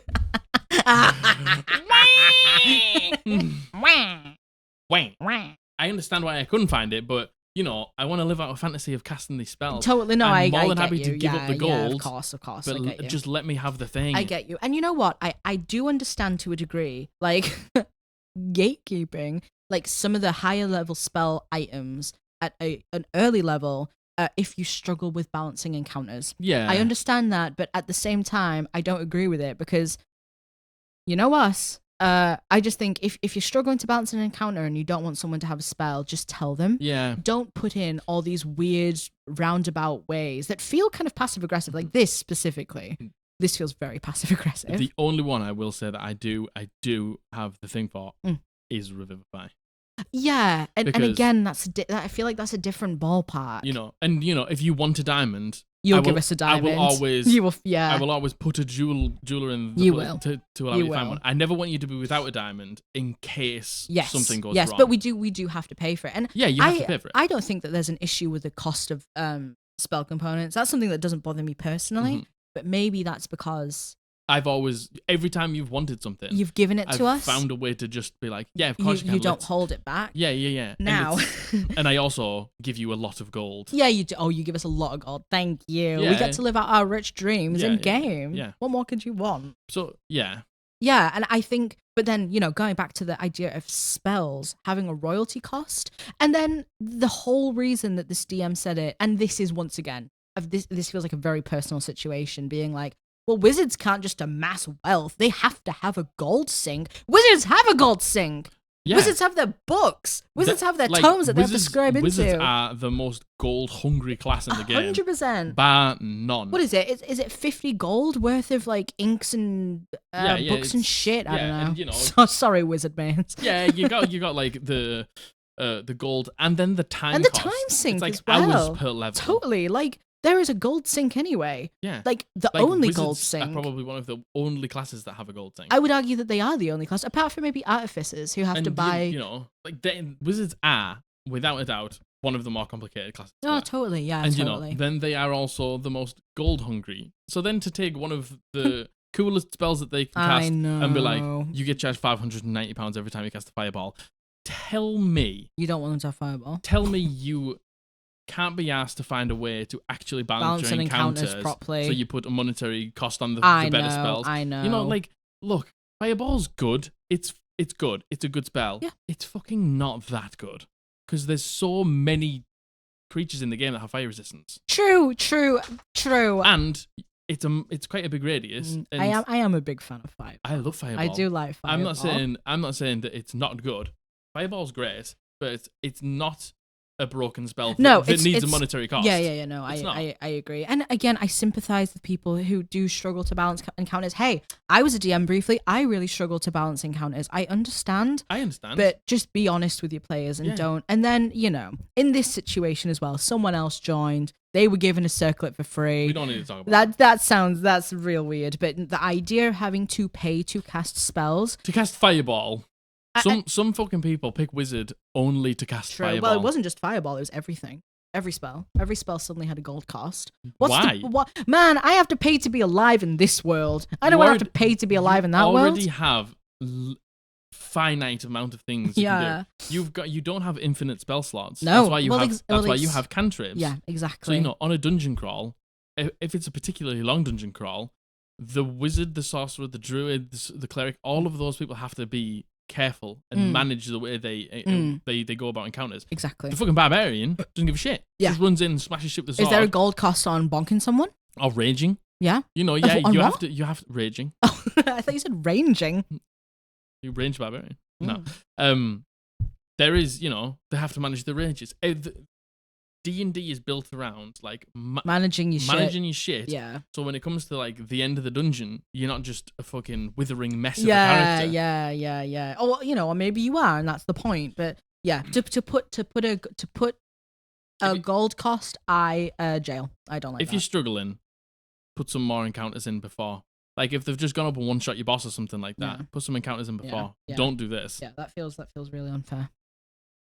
Fucking hell. Monetary cost to all spells. I know. Like such a steep cost as well. You better be fucking 590 gold is a steep cost. You better be giving them a lot of money. Yeah, you'd like to think. I don't. I'm gonna be honest. So the next one is this ties back into, we've already talked about it. We've talked about fumble tables. Love them, I hate them. We hate them. If you love them, I'm happy for you. Oh, they're just done really well. Yeah. But on this tumble fail. tumble fail. On this tumble. Today's tumble fail. Today's tumble fails me constantly. Margaret takes a falling tumble. off my way. Margaret takes a tumble. I once had a DM that had a house rule where a natural one was an auto self crit. Man, Jesus, that is definitely not the worst one I've heard, but that still sucks. The thing is, right, we've talked about this before. Narratively, how does that play out? How do you go, like, let's say, I don't know. If you like to describe your combats, and you're like, I jump off the wall, and I punch this guy in the face, and I slide through his legs, and I chop this guy's arm off, and you're like, and then I drop my sword, it balances perfectly on the hilt. And I fall. And I trip over and I critically hurt myself. I stab myself in the eye with my sword. Yeah. Do you know what I mean? Like, how does that, like, that's shit. Yeah, boo. And like, you know, and also, depending on how you do crits, imagine if you did crunchy crits, where you did take max. Yeah, well, yeah. Imagine one of Rayla's attacks is 2d6. Yes. Yeah, 2d6 and then 1d8. 2d6 and 1d8. Imagine if we did crunchy crits and I rolled the 2d6, max damage, doubled it, added my mod, raging, doubled. No, you don't double the mod. But some people double the mod. Do you know what I mean? Imagine that. That would hurt. That would really hurt. That would be most of your health. That would be real bad. That would be a bad situation entirely. So, yeah, that sucks. Nice brief one. Again, you can watch our other video. We talk a lot more about fumble tables in that one. Again, fumble tables can be done nicely. Yeah, they can. I think they're quite hard to do nicely. Yeah. Then they can not be make them done. Feel real bad. They can be done in a fun way as well, like a funny way. With auto-critting yourself. Yeah. It's like, how does that happen? Yeah. How the fuck does that happen? I agree. It's so annoying. So the next one, spell slots were fixed to a spell. No, I said that wrong. I spoiled that in the beginning. Listen. None of us understood why it's wrong yet, though, because we haven't heard the rest of it. Spells were fixed to a spell slot. So, i.e., they could not be prepared to something else or cast more than once. And they could be cast once per adventure. And an adventure basically being a relatively self-contained quest or mission. This meant I could cast Cure Wounds exactly once over a 3 to 4 session arc. Resting, no matter how long, would not restore that spell slot, and we needed to complete the adventure to get it back. How restrictive. How restrictive do you want to be? Jesus. Man, that would feel so bad. There must be like, before you go on an adventure, there must be like a hyper detailed itinerary of what you're going to need. Yeah. Like, the DM must be like, just so you know, on this adventure, there might be some water, there might be like a swamp. Yeah. Because the thing is, right, if you're like, well, I don't know where we're going really, I sort of know, but we haven't been there before. Yeah. And then you go there and you don't prepare water walking or water breathing or you know what I mean? Yeah, I agree. Like, that feels bad. It does feel real bad, man. Real bad. And Cure Wounds once. Do you have to dedicate it to that spell level as well? Oh, I don't know. So it's like, I'm gonna prepare my. I've got 3 third levels, 3 second levels, and 4 first levels. Do you have to dedicate the spell slot to that level of it? I'm gonna dedicate Cure Wounds to 3. And Cure Wounds also to 1, just in case. Can't prepare it twice. See, I mean, again, that's just us assuming. No, it says you can't prepare it to more than one spell. Oh yeah, no, it can't. It can be prepared to something else or cast more than once. That sounds like my version of hell, because I'm not very good at managing my stuff. That must be so hard. That must be really hard. And again, you know what? If you're playing like a gritty realism game, I can see how this would fit in with that. I don't even think so. I wouldn't want to play that. I've said it so many times. I would not want to play a gritty realism game.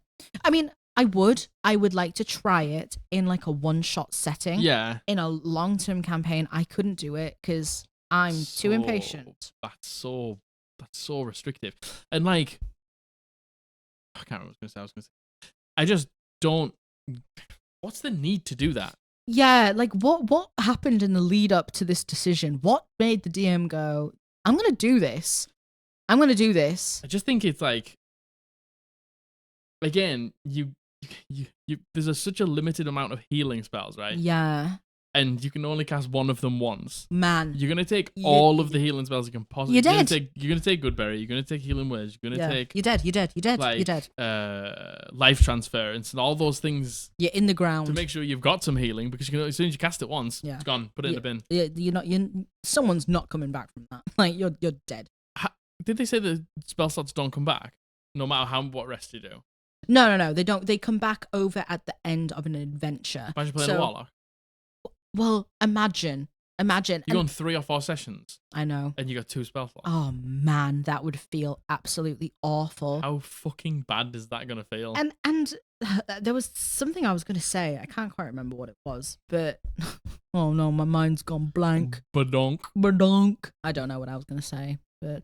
What happens if you're a caster... What happens if you're a caster that can't prepare your spells every day, right? How would you ever be prepared anything? How would you, at that level up, right, know what to take? You don't. Unless, like you said, the DM does give you, like... But, like, even then... That's rough as fuck. Yeah. Why do DMs hate spellcasters? I don't know, but DMs really do hate spellcasters. They really do. I feel really hate spellcasters. I feel like this whole spellcasters are quite are more powerful than melees in D&D, especially 5th edition. That's always been like a thing that people say. And I feel like people are taking it far too far. I don't know. Far too literally. I don't know where this trope came in. And like, yeah, it is true. Spellcasters, especially towards endgame, are so much stronger than melee characters. Yeah, that is true. It's true. But I feel like it's like a demonizing of the spellcaster. Please don't demonize the spellcasters. So they're just like shoveling all the shit onto the spellcasters. It's just fucking ridiculous. I agree. Not good. Okay, so my character was a tiefling who could speak the orc language. Cool. Once he disguised as an orc to infiltrate a fortress. My character was a tiefling who could speak the orc language. Once he disguised as an orc to infiltrate a fortress. And instead of letting me speak, the DM gave me a phrase in Chinese to memorize and say in real life in 5 seconds. And this was how he handled speaking in other languages. Tell me you're not prepared for your DM to infiltrate a fortress and don't want them to do this.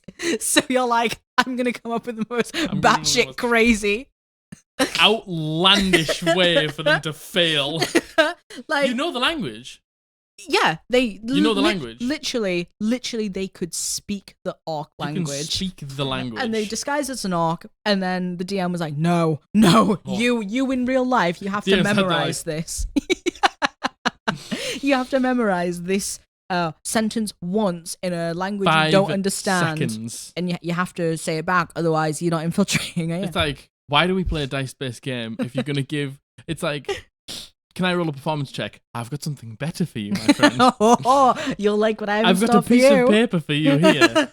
You're gonna have 5 seconds to remember, and then repeat back to me the phrase in Chinese, in perfect not Chinese. Orcish, Chinese, and then at that point, I'll allow you to have persuaded someone. It's like, can I not just roll my dice? It's like, I know the language. What's the point in charisma? What's the point in having multiple languages? What's the point in having dice? Like, tell him. What's the point in having what's the point in playing D&D? You tell him. Because that's not D&D. Yeah, that just feels, that's very obvious to me what's going on there. I think you fucking didn't prepare this. Don't want them to infiltrate. So you panicked like fuck, and then came up with the shittest reason. Yeah. Like, or you know.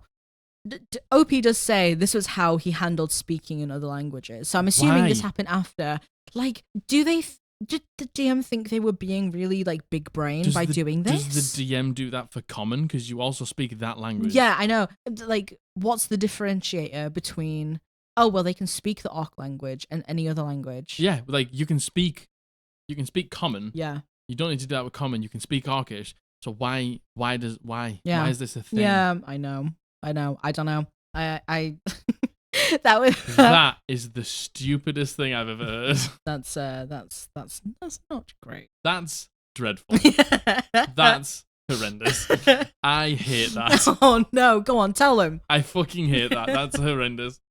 That's not creative. That's not big brain. That is just putting actual pressure on the actual player and being really annoying. We build the character, you know what I mean? You build a charismatic warlock that's good at persuasion or deception. Yeah. So when you do these things where you cast disguise, like what's like Mask of Many Faces, you take Mask of Many Faces and have high charisma so you can infiltrate. And if you know the language already, I just don't I was going to say I would understand it more if it was a language that they didn't speak, but like to give that I get that, sort of. Yeah, but I still think that there is a better way to go about doing that. You've got 5 seconds to tell me. It's roll me with disadvantage. Yeah. Let's use the tools we've got. Yeah, because then the thing is, right, the implications of that are the player says something wrong, but there is no check in game. It's all based on the player's ability outside of game. What the fuck is the point in playing D&D if you're not going to use any form of D&D? To make checks. Yeah. Well, you know what? I feel like all of these ones I've picked all kind of skirt around the same idea that DMs just don't want their players to have anything. Yeah, definitely not succeed. And this next one. It can't be worse than that. Do you know what? I'm going to say it. Go on, say it. Go on. I don't care that you broke your elbow. That is the worst one we've read out of all of them. Do you think? That's the worst one. Do you? That's the stupidest thing I've ever heard. Fair enough. On par. Everyone in chat. On chat? We're not live. Everyone in chat, tell him. That's horrendous. Yeah, okay. Oh, you popped off. Whoa. Okay, so the next one is armor costs at least 10 times its player's handbook cost. So studded leather, for example, was 250 to 500 gold. Fucking hell. Because our DM liked to make sure that he could hit us, he hated missing. So we'd save up all of our money for a suit of chainmail, costing 1,500 gold, and then we'd almost immediately run into rust monsters. Oh my fucking god. Or gelatinous cubes, or black puddings. Yeah, black puddings, it's another ooze. Oh. Which would destroy said armor. Mm-hmm. The amount of armor-destroying acid we encountered could have filled the Mediterranean. I honestly believe that it is so hard to run things like rust monsters without making them feel really fucking bad. Without making, I've never met a rust monster. I want to know what a black pudding is. Sorry to completely, absolutely pivot this.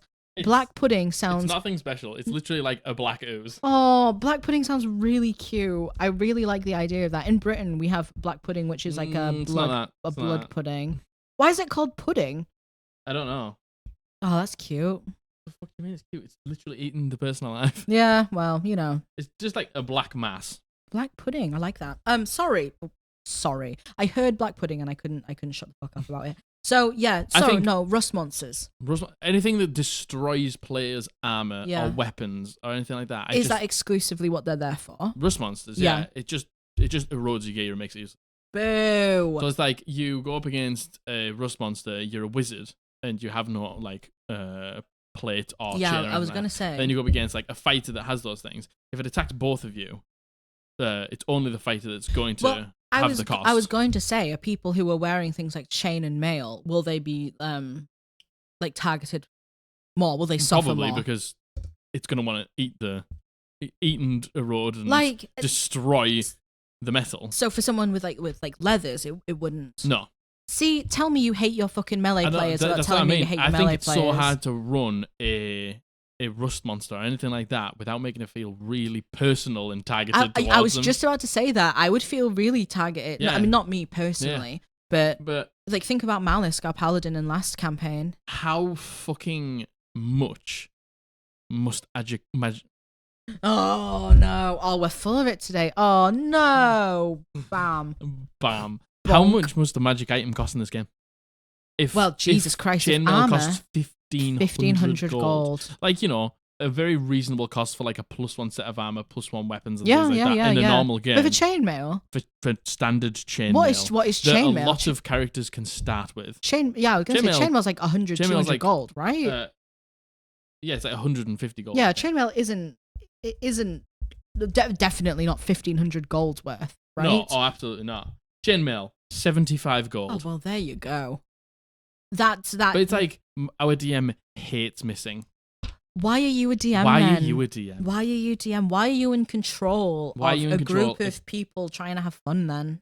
Desperately trying to keep their characters alive. Yeah, why would you... The thing is, right, if you hate missing, why would you put yourself in that position? Why would you be a DM where your players are going to do everything they can to be not missed? Get hit? Exactly. That's just going to brew, like, it's just but it does. You can see it's happening there. Well, yeah. All armor is now fucking, like...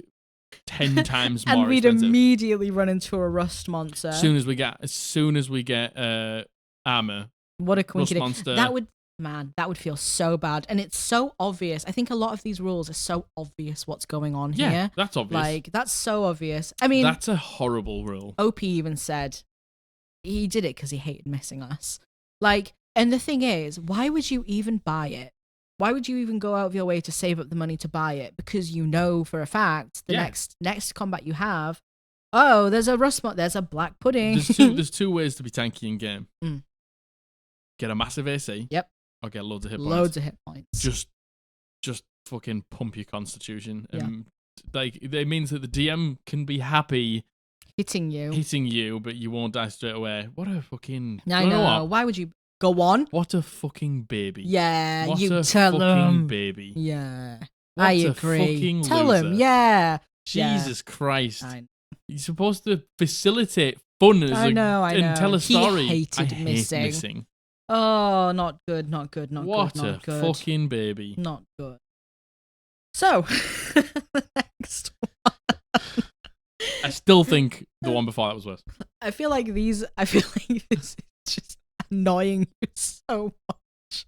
I feel like this. It just hurts me that there's so many games out there that, you know, like, we play D&D and we have a fucking great time. Yeah. And I love it. Yeah. And we have fun. Yeah. And, you know, like, I want you all to succeed. I put obstacles in your way, but the whole point is for you to get to the end of the story. Exactly. And like, you know, win. Yeah. Or, Yeah. Just complete. Yeah. Totally. All this is. I know. Is just it's doing fucking the exact DMs opposite. wanting you to fail. You know what? Things like that, where it's like they would bump up the cost and they would make sure that the armor got eaten. That is very different to things like single-sided initiative, right? You know, we said single-sided initiative, you know, can be a play style. Yeah. That doesn't just want you to fail. Yeah. That's not the point. That's not the reason single-sided initiatives in the game. A lot of these things are like, if they work for your table, that's great. I can't see anyone enjoying that. Doesn't work. No, I can't see anyone enjoying that. Doesn't work. Totally not. The money for spells. That's not a gameplay. That's just annoying. That's just like minimizing what you can do in the game. Yeah, that's just all that's doing. That's totally. just making it harder for you to have fun. Yeah, I agree. Okay, well, on to the next one that's going to annoy the shit out of you. This one isn't too bad. If you roll too high on a strength check, you can actually fail. My DM interprets it as it is too much force, so you break whatever you're trying to do. My main issue is this has never been applied to any other ability check. So if you're, I don't know. Yeah, if you're pulling something and pulling you pull a sword too from hard, the stone, you break the you sword. snap it. Yeah. Yeah. I mean, so it depends. Go on. So let's just say that normally this pulling the sword out of the stone, the DC is 10. Yep. And that's it. Okay. So let's just say that the overachievement is 15 and above. Yeah. And then the underachievement is 5 and below. Yep. So there's still 10 there. Like, if they move the DC down... You know that meme of that woman, and there's all the numbers, and she's like, me right now. So it's like, if you move the DC down, so it was... So the bracket of succeeding was the same. Yep. But there was also a failure point above and a failure point below. Yep. But the bracket where you can succeed is the same. Yeah. Okay, I don't mind it so much. Okay. But that's also not how D&D works, because, you know, numbers... You know, you can't go lower than 1. So actually, I don't like this. It sucks. Agreed. I'm sorry, Jack. I really didn't understand a single word you said then. I hope everybody else did. But I am absolutely certain that everyone else did, and it's just a me thing. I get it, but yeah, like, if it doesn't apply to anything else, like, you don't think too hard and then your brain explodes. Like, what happens if you get the natural 20 and it's like a hallelujah moment, and then you're like, oh no, I break the thing. Yeah, that fucking feels bad. Everyone likes to see number on Shiny Math Rock do thing. And number on Shiny Math Rock. Yeah, and everyone likes to do the big scream when the big number. When the big number happens. You know what I mean? 20 be big number, 20 be good. Be celebrate. Exactly. You don't want to get a natural 20 and then be like, I break it. Wah. You know what I mean? Yeah, so that, you know, did that annoy you as much as... Not really. That was not so bad. Okay. Yeah, we're bringing the meter down. I do think it's unfair. It's like, what happens if you make a really good charisma check? Well, it didn't apply to any That's of the what I mean. things. Yeah, I know. Why does it not apply to anything other than strength? Tell me that you hate your melee character. The thing is, right, melee can already, like, playing a barbarian, playing a fighter, and playing a paladin and things like that, a lot of people shy away from it because out of combat they can't do that much. Yeah. So don't have the one thing that they can do also have another stipulation that sucks. I know. Strength only has, like, what? 1, 2? Is it 1 or 2? It's 1, isn't it? It's literally, it has 1 proficiency. Who? Strength. Oh, athletics, yeah. Athletics. Yeah. I mean, Constitution doesn't have a proficiency. Yeah. Do you know what I mean? So don't make it even harder for these people to do things outside of combat. Yeah, because you can't do fuck all anyway. Because you can't do anything. Yeah, do you know what I mean? Like, you're already quite useless outside of combat, which is why a lot of people don't like to play. Me. Barbarians and fighters, exactly. My first barbarian was... But anybody who, any DM out there who has a barbarian or has a fighter, anyone joining their table, like tell you what I like to do. I like to give them, like, a free tool proficiency or something. Yeah. Like, give them a free tool proficiency. Like, as when I played Bark, you know, it was okay because I was a Rune Knight fighter. but he was a blacksmith. Mm-hmm. Do you know what I mean? Yeah. So it gives them a usefulness outside of combat, which isn't tied to a skill because they fucking don't have any. Yeah, totally. Yeah, I agree. There isn't a lot of room. Not so much a paladin because paladins stack charisma. Yeah. So they're not so bad. There isn't a lot of room. A lot. Oh no. For all you listeners out there, sorry. Yeah, there isn't a lot of room for like people who have to stack their strength and con to do anything else. Yeah, unfortunately. Fighters. Yeah, I know you can have a fucking dex-based fighter and stuff like that. Yeah. It's not the point. If you have a martial class like that, like actual viable options, and we're like, no. No, yeah, make a dex-based fighter. Dex-based fighters are, in fact, in my opinion, way better than strength-based fighters.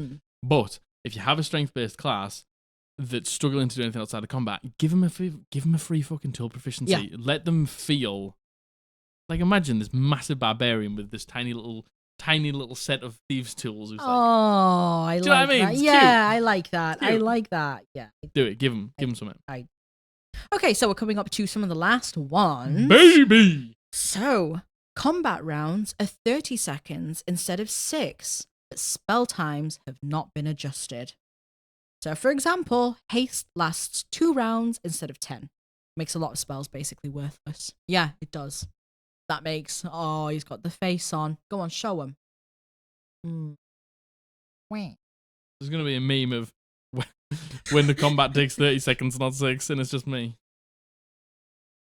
Yeah, there absolutely categorically is. Yeah, that... Why mess around with these things? Where? Oh, he's on the computer. He's typing. He's got them little digits out. Like, I don't understand. Why do people want to mess with like the core things like this so much? Why? Like, they aren't broken. No, they're not. No, they're really broken. not. Tell you what would be better. Yes. Tell you what would be better fix for this. When it's like lasts a minute, just have it last 30 seconds so it lasts 5 rounds instead of 10. Because, like, the amount of combats that go 5 rounds, I don't know that many. Yeah, no, I don't know that many. Yeah, if you actually count at the end. Yeah, I mean, if you wanted to nerf it slightly so there's a possibility that spells run out in a combat, then do that. Don't do this. That's nerfing it too much. Yeah. Don't make it last so it's like 30 seconds. And again, man, imagine getting hasted and then imagine it running out in 2 rounds and then you have to suffer. I was going to say you have to suffer the consequences. Stunned, but you can't do anything for that turn afterwards. So in a potential, I don't know, like, 5-round combat. Does rage last a minute? Yes, it does. Rage lasts 2 rounds. What's the point? What's the fucking point? What's the point? What's the point? Although, again, well, no, yeah. It says spell times aren't adjusted, and I'm assuming ability times won't be adjusted either. Well, the whole point is it's a minute. Yeah. Does that mean so it's gonna last? That's fucking shit. Oh yeah, regardless, it's gonna last. Fucking shit. Yeah, man. All of your concentration spells that last a minute. Oh, now last 2 rounds of combat. God, that would be so annoying. So annoying. Why? Like, why?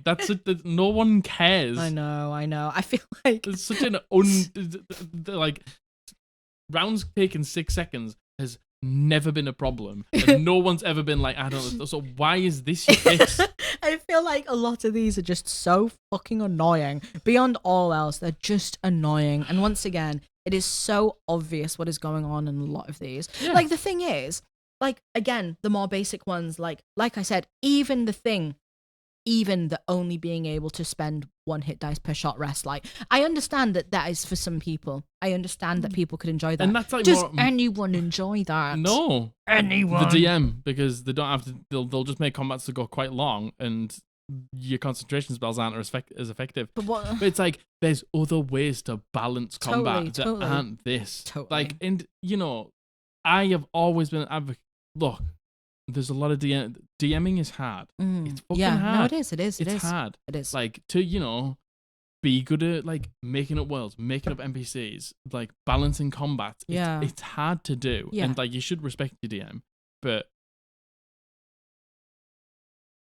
this isn't the way to fix it. No, there's ways to get better. Yeah. There's resources out there. There's things that you can try that aren't making your players have a shit time so you can have a better time. Totally. Yeah. Do you know what I mean? Totally. I know. Just exactly be honest with your players. Be like, I'm struggling to balance combat, so I'm going to try a few new things. Yeah. Could we hold off doing X, Y, Z? Or could we just put a pin in X, Y, Z. Like, I'm gonna make the next few combats like maybe a bit harder. I'm gonna have like more enemies. Yeah. And, like just bear with me. I'm trying some things out. Don't be like, combat is now actually 30 seconds, so all your concentration spells are now useless. I know. Because then the thing is, imagine if you brought this into the game and then you've got a spellcaster that's not prepared that takes a fucking spell and you brought this thing in, and then they've just picked a bunch of spells that are useless for absolutely sessions. Completely useless.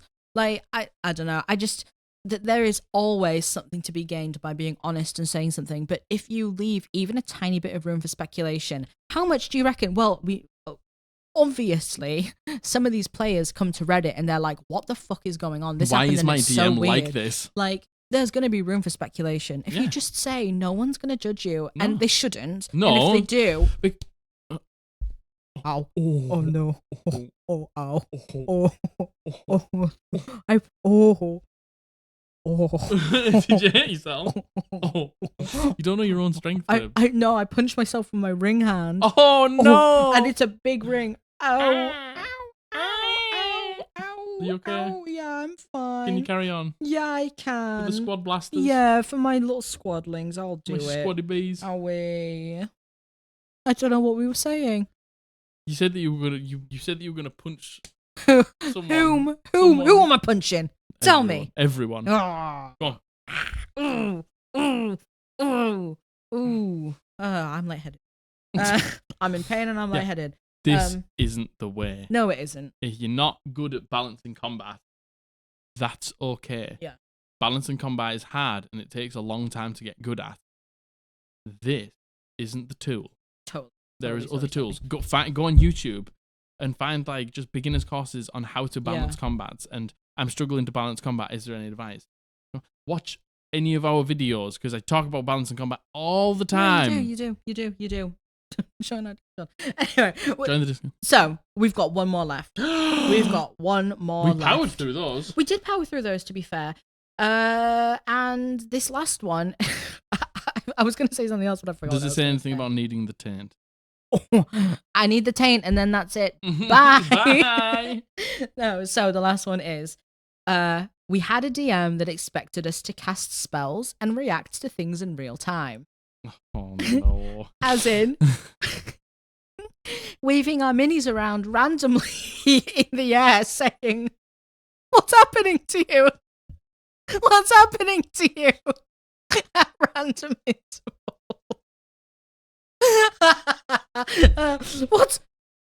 What's happening to you? What's happening? Show me what's happening. What's happening? Somebody cast fireball. It's too fucking loud. No. Oh no! I've left one of the stars. No! It's all gone wrong. It's all gone wrong. Sorry for everyone's eardrums. Oh, sorry. Yeah, man. I love that. Lucky number 13. Baby. I love that. I think that's very sweet and very cute, and I like that. I just love the idea. I can imagine a lot of people not liking that.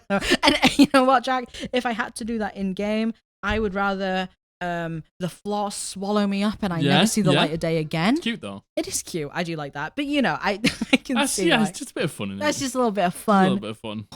What's happening to you? What's happening? I love that. Mother! I love that so much. I just thought, let's end it on a little bit of fun.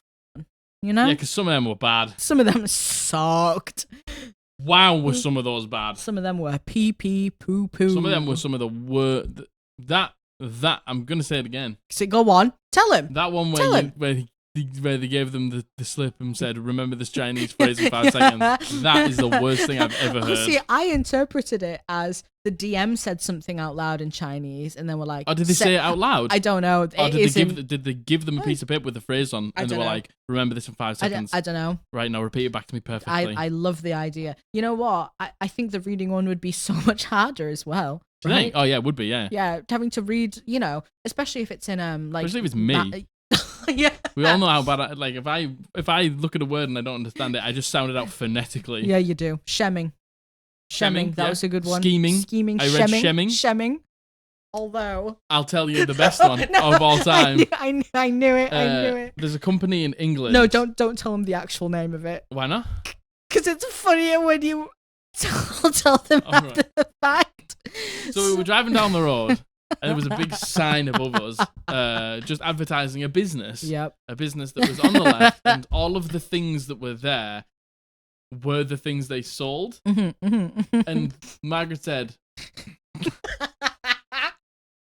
Margaret looked at me. This was early on in our relationship, and I was so deadly serious. And she was deadly serious. She turned to me and she said, Jack.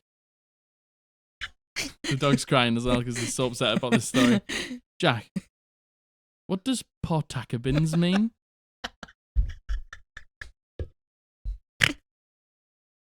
And the company's called Porter Cabins. And it's portable cabins. It's portable cabins. It's so and obviously porta cabins. It's so and she turned obviously said, portable cabins. What does portakabins mean? What does portakabin mean? What's a portakabin? And all the porta cabins were like right there. Right, I was looking at them dead in the eye. And what does portakabins mean? I thought it was something like an IKEA situation. You thought it was a Swedish word? Yeah, I did. I thought you thought it was a word from a different language. It was a Swedish word. Word? No. Now remember the phrase in 5 seconds and repeat it back to me. Portakabins.